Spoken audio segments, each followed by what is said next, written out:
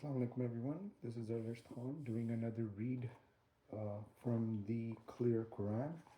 It is the thematic English translation by Dr. Mustafa Khattab. I find this to be a very simple and straightforward Quran. The translation here is a very simple, straightforward, easy to understand, easy to retain kind of translation. So that's why I'm sharing this with everybody, anyone who is interested in listening. So we did the last time I did chapter 110, the ultimate help, An-Nasr. Today I'm going to do chapter 109, the disbelievers, Al-Kafirun. Very short chapter again, so that's the reason why we started from the back. Shorter, smaller chapters, easy to remember.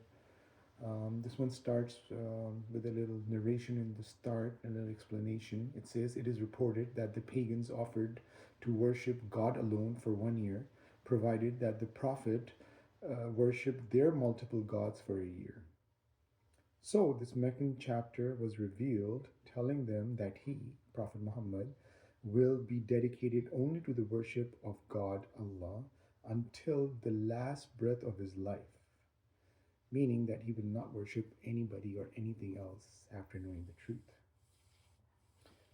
Even though it was, like, okay, you worship our God and we'll worship your God, and then, another mind would have thought, okay, maybe they worship my God for a year and they might fall in love with him and, stay in love and keep worshiping him and have him as his Lord. But here it's saying no compromise at all.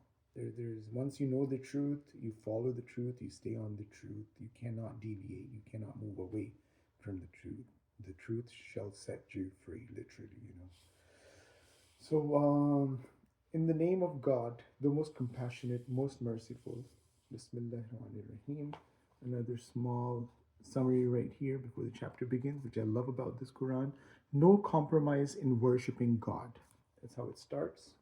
Bismillah. Say, O Prophet, O you disbelievers, I do not worship what you worship, nor do you worship what I worship.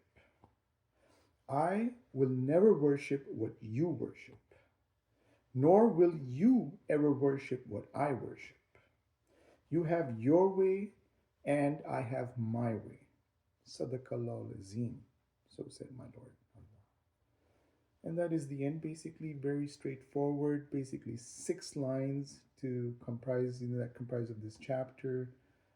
Easy to understand, easy to remember, simple. Here, basically, Allah is saying, God is saying that He will not let His Prophet worship any other pagan gods after knowing the truth, and which is so smart and understandable that once the truth has come to you, there should be no compromise. Once you understand what the reality is, once you know what's going on, and then you turn away from it, then you are doing yourself injustice, and you're doing injustice to that cause and everything. So, very clear message, very good message, easy to remember.